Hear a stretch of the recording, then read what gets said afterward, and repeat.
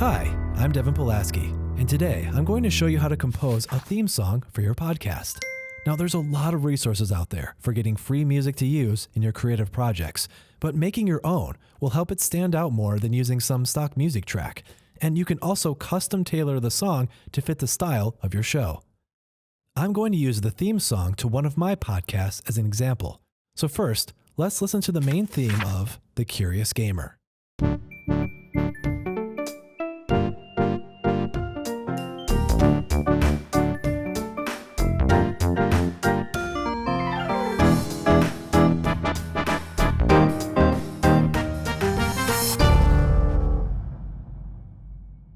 So really quick, the software I'm using to compose my music is called Reason, but what I'm going to show you applies to any standard digital audio workstation, or DAW, such as GarageBand, Logic Pro, Ableton Live, Pro Tools, etc. Also, I included a link to the MIDI file to my music in the description, so you can download it and see how I arranged my song. Feel free to create a remix with it too. Just please be sure to credit me if you do. Alright, step number 1. Identify what kind of music best fits your podcast. Now, The Curious Gamer is a show about video games, but its goal is to raise awareness of the most interesting and surprising things about video games that many people might not know. Now, when people think video games and music, they often think about retro video game music, called chiptunes. You know, something like this.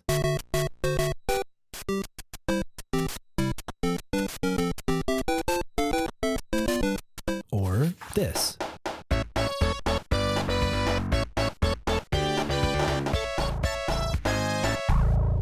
Naturally, I wanted to capture the essence of this sound, so I started by opening up a plugin made by a company called Imphonic.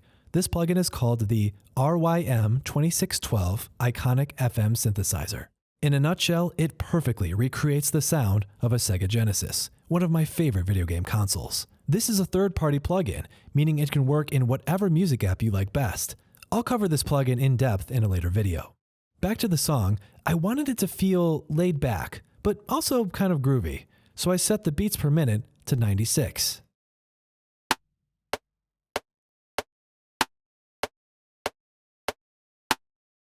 Next, I use the 2612 synthesizer to make a bass line, which is the heart of this particular song. Let's listen.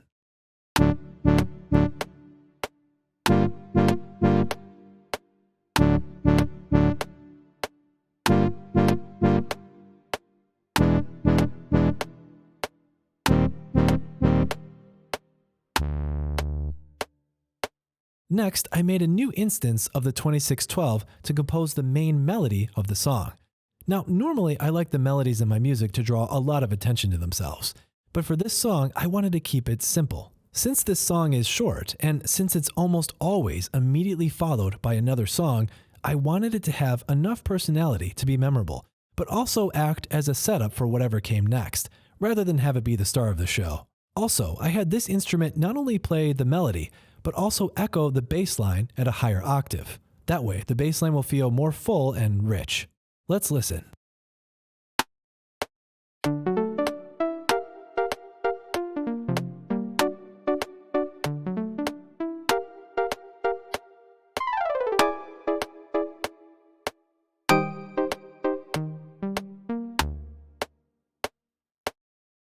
And here it is again, this time with the bass.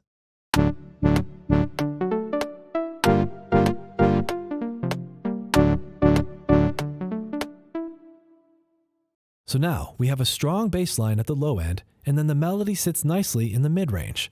So then I decided to sprinkle something way up in the high notes. I did this by making another 2612 patch. Let's listen.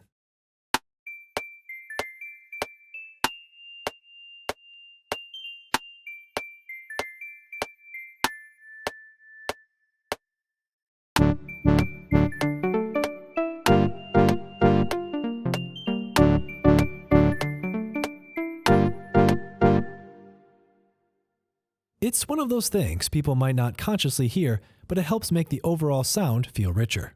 So at this point, the main ingredients of the song are set. So everything that comes after is all in service of enhancing these main ingredients. Next, so I didn't want this song just to have retro video game instruments. After all, the Curious Gamer show is about how sophisticated video games have become over the decades, and the goal is to expose people who don't take video games very seriously to the most interesting and positive things the medium has to offer. So to represent this feeling, I decided to use a piano. After all, people often associate the piano with sophistication and contemplation.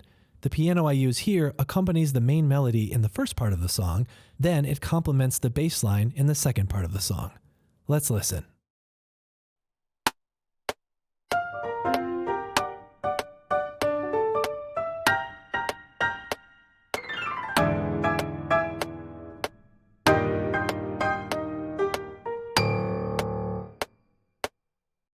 So you might have noticed a trick I used here, and that's that I used two pianos instead of one, both playing basically the same thing. The pianos are also panned in stereo sound. One is panned to the right speaker, while the other is panned to the left. Also, these pianos have slightly different timbres. Let's hear the difference. Here's the first piano.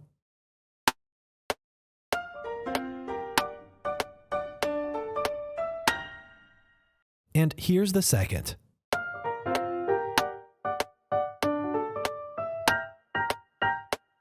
Doubling up on instruments and giving them slight changes can give you a much richer sound than having one instrument on its own, especially if the job of that particular instrument is to support the overall sound of the song and not take center stage. Next up is the song's percussion. Just like with the piano, I doubled up two similar drum kits that play the same rhythms, but the kits have slightly different timbres, and one is panned left while the other is panned right.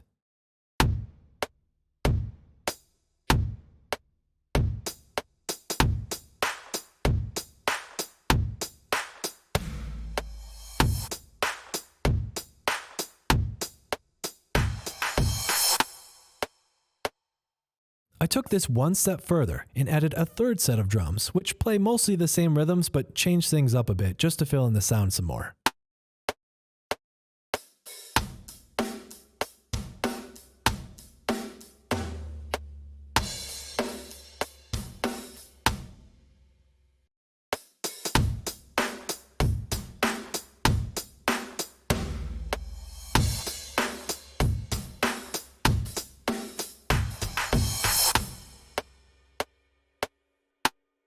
Alright, now with the percussion in, this is starting to sound like a full song. Let's review so far.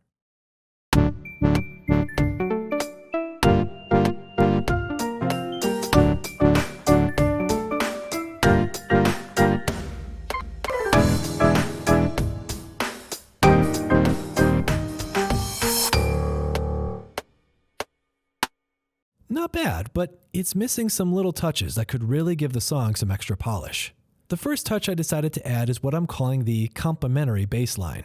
It sort of weaves in between the notes of the main bass line, helping to give it some added personality, as well as add some additional groove to the song. Let's listen with both the original bass line and the complementary bass line turned on.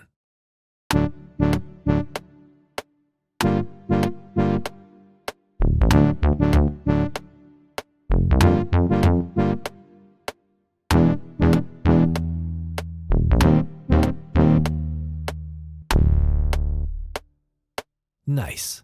Moving on, so you'll notice the song clearly transitions from part 1 to part 2 at this spot.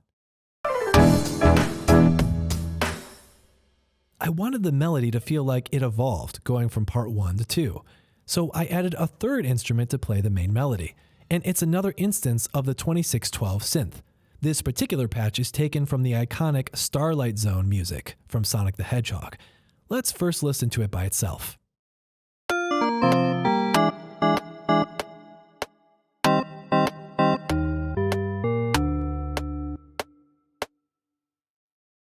Now, let's listen with all the main melody instruments playing.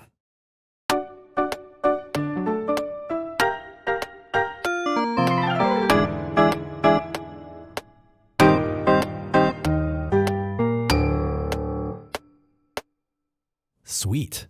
So, you may have noticed that the main melody has a lot of pauses in between its notes. That brings us to the penultimate step, and that's to fill in these musical gaps in the melody. I decided to use trumpets for this section. And I used a mix of realistic trumpets as well as synthesized trumpets coming from, once again, the 2612 synth. So here's what the video gamey trumpets sound like.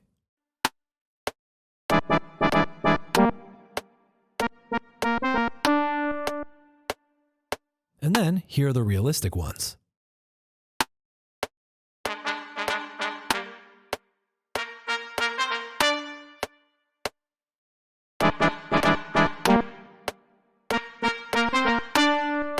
Great. Just one final thing to finish this piece off, and that's to send it out with a bang. And I mean like a literal bang. Instead of using a musical instrument, I decided to use a booming noise from my sound effects library.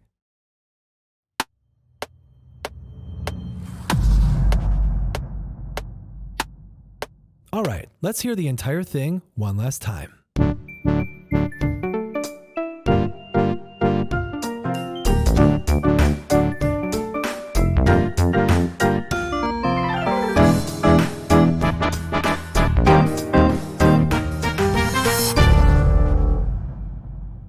And there you have it. It's a very short and simple piece, but it represents the tone, style, and goals of my show. And since I created it from scratch, it'll make my podcast sound different than anyone else's. Thank you so much for watching. I've actually never done something quite like this before. So if you learned something and want me to make more like it, hit the subscribe button and let me know what you'd like me to cover in the future.